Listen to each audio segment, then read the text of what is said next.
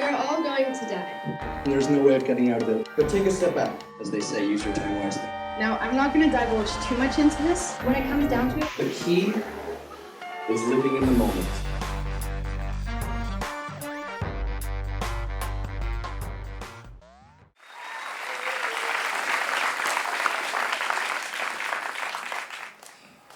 Michael Pollan once said, "It is always better to know more rather than less, even when the knowledge complicates our lives." Food provides fuel for our bodies and sustains living organisms. Today, the majority of people on Earth only seem to care about eating something that tastes good and fills up their stomachs. Well, to be honest, just because something tastes good does not necessarily mean it is helping your body function. Now, I know I'm speaking to an audience that probably eats good, nutritious food, cares about the environment, and does all the other good things to be healthy. So the question I am asking myself is, why am I up here if you can all guess what I'm going to be saying for the next 12 minutes or so? Actually, I think that everyone can benefit from my speech. The rest of school can learn something new today. And as for the adults in the audience who are already aware of this knowledge, can take this speech as a reminder that it is easy to say you are or are going to be healthy, but to actually be in a state of health is another. So why should you care about understanding what you eat?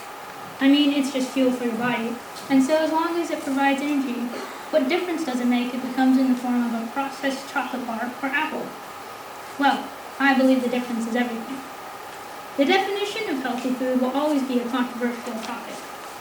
But due to my 6 months of research, I shall start by talking about what I think is the biggest change food has undergone in recent years: GMOs, or genetically modified organisms.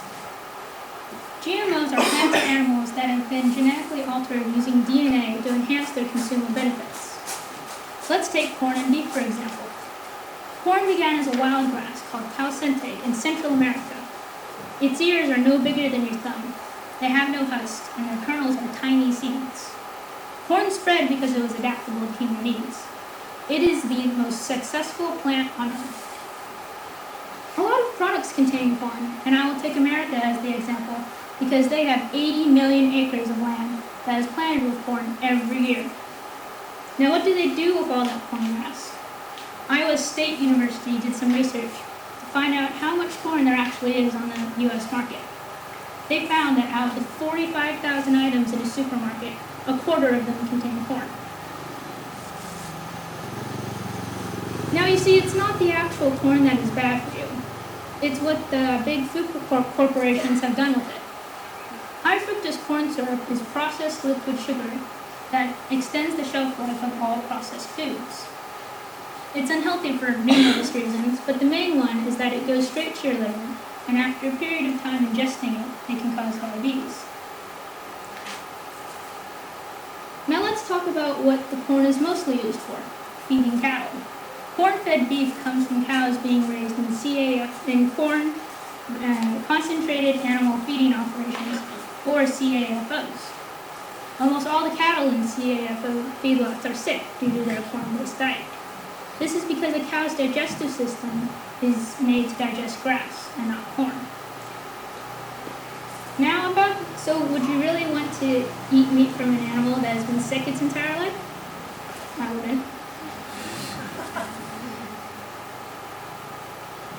Now about the processed chocolate bar comment. This brings me to the topic of sugar, fast food, and all the edible junk of the world. An average American consumes 3,550 grams of sugar in a lifetime, which breaks down into the different contributors to this overconsumption.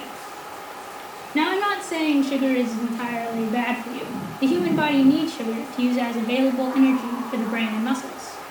However, too much refined sugar is unhealthy for many reasons, but a few of them are diabetes, obesity, and high blood pressure, just to name a few. But there are a lot of others.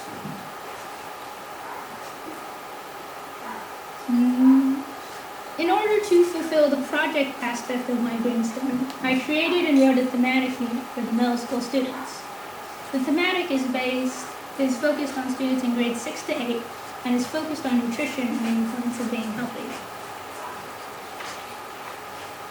A thematic unit is a unit of study that has lessons focused on a specific theme. At Green School, a thematic unit integrates many subject areas and is designed to engage a multitude of intelligences and learning styles.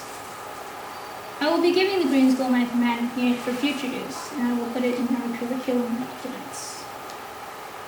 One of the lessons the students will learn in my thematic unit is the breakdown process of food and carbonated drinks in the human digestive system. I will use myself as an example in a can of Coca-Cola.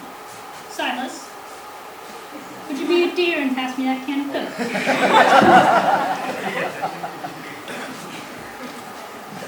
Thank you.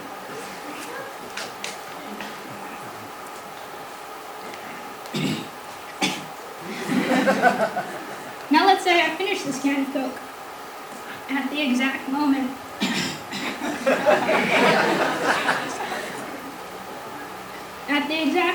the last drop enters my system, this is what would happen. At the 10-minute mark, the 10 teaspoons of sugar I just drank will hit my system. I do not immediately vomit from the overwhelming sweetness because of the phosphoric acid in the Coke, which cuts the flavor, allowing me to keep it down. At the 40-minute mark, the caffeine absorption will be complete, which means that my pupils will dilate, my blood pressure will rise, and my heart will pound like it's doing right now. And as an appropriate response in this situation, my liver will dump a lot of sugar into my bloodstream. At the 55-minute mark, the caffeine diuretic properties will come into play. This will guarantee that I will excrete all the important nutrients, such as zinc, calcium, and magnesium, that would have been used to strengthen my bones. Also, all the water that the Coca-Cola ever contained. And at the hour mark, I will experience a caffeine crash and a sugar crash, both occurring almost simultaneously. Really, all of this out of one small can? The two main goals I had when writing this thematic unit were, one, to enable the students to learn about why there are different meanings of nutrition and construct their own definition themselves. And the second was to have them come away from the experience being able to make informed decisions about the food they eat in the future and not be influenced by the processed food marketing world. The aim of my Greenstone project was to spread awareness about health by having an understanding of what you eat. A lot of people today, not you guys of course, have lost the concept of how and why nutritious food is important. This knowledge should not just be available for people who want to be healthy. It should be accessible to all. People talk about equality between all, yet there are people all over the world going hungry, blind, because they do not have the resources to access good, nutritious food. People should not settle for anything less than they deserve. And to be quite frank here, I believe that every one of you should care about your health. And I will show you a clip from a video I once saw to prove it.